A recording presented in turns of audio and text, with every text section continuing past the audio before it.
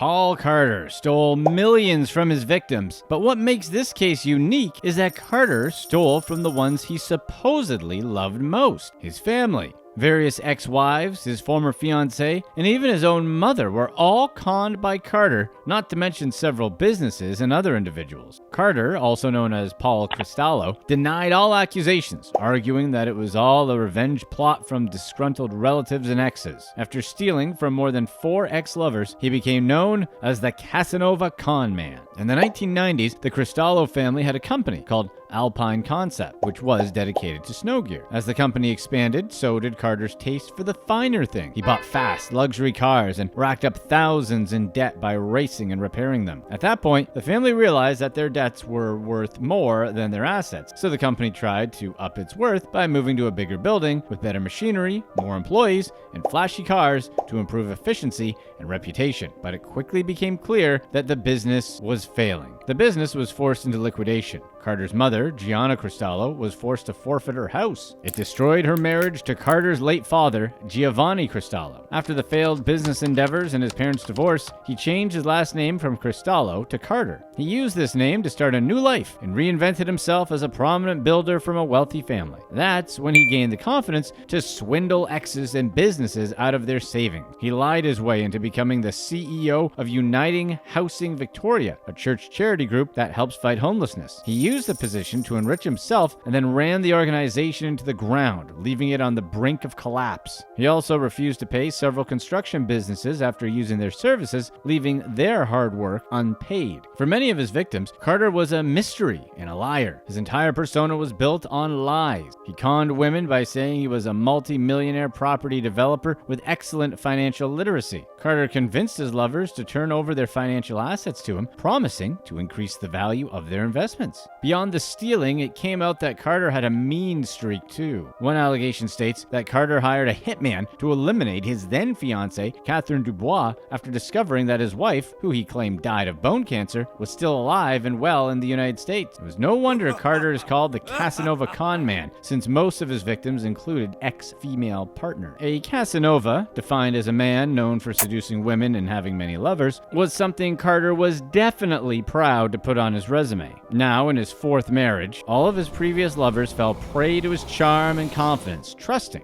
that he would do what was best for their financial assets. Little did they know that Carter's romance and intelligence were all a lie and a ploy to afford a luxurious lifestyle. But at some point, he couldn't keep track of the fake stories he created. As if his family hadn't been through enough, Carter struck again. This time, he targeted his mother's partner in Melbourne, the sick and ailing Jim Quattrocelli, convincing him to surrender his home and land as a retirement investment. The property and land were valued at $600,000. Carter promised that he would build 3 townhouses, with one for Quattrocelli, who was a hard-working Italian immigrant all his life. Carter said this new home would be fully furnished and accessible, the perfect home for an older person hoping to downgrade and take care of himself. Carter gave him fake legal documents to get Quattrocelli to sign the home's title and land over to him. Quattrocelli spoke limited English and believed Carter. Once he had the deed, Carter used it to take out the maximum amount in loans. He bulldozed the home and put down 3 concrete slabs, making it look like he was about to begin a big construction project. As soon as he got his loan money, he fled the country.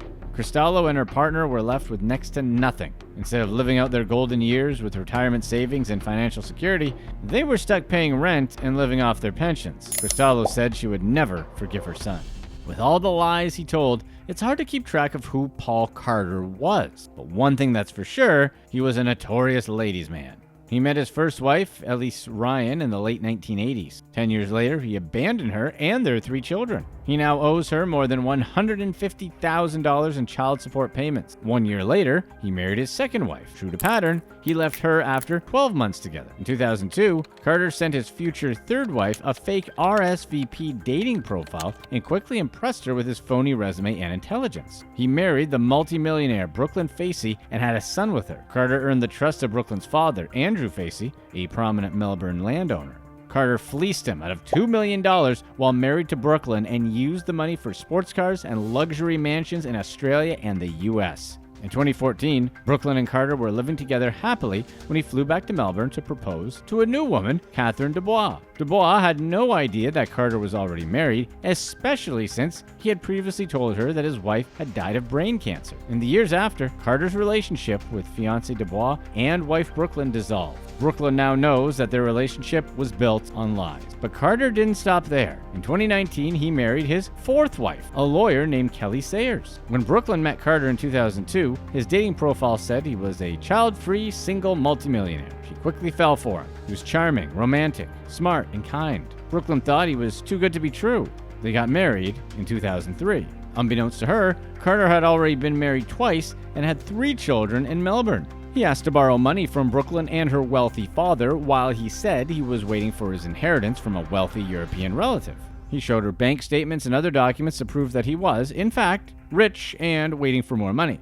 All of these documents were totally fake. Brooklyn and her father loaned him some cash, but he never paid them back. In 2014, tensions mounted over unpaid loans. Brooklyn and her family were owed more than $2 million. Carter suggested they move the family to the U.S. He sent Brooklyn and their son over to the States while he finished up some business deals in Australia. Then he met his next victim, Catherine Dubois. Brooklyn found out about her husband's new woman when her son showed her a photo and asked about the mysterious woman in engagement photos with his father. Brooklyn was mortified. When she confronted Carter about ending the marriage, he went into tantrum, threatening to take her down with him. Now, she and her son sleep with weapons next to their beds just in case Carter ever comes knocking again. Meanwhile, Dubois thought she finally found her Prince Charming. 12 weeks after they met online, they were engaged. He gave her a 3.5-carat ring, and they held a $250,000 engagement party at the Melbourne State Library in 2014. Dubois wore a beautiful dress with jewels draped around her wrist. Little did she know that those jewels, which Carter gave to her, were all fake. Carter continued to shower her with gifts and drove her around in flashy sports cars. He told her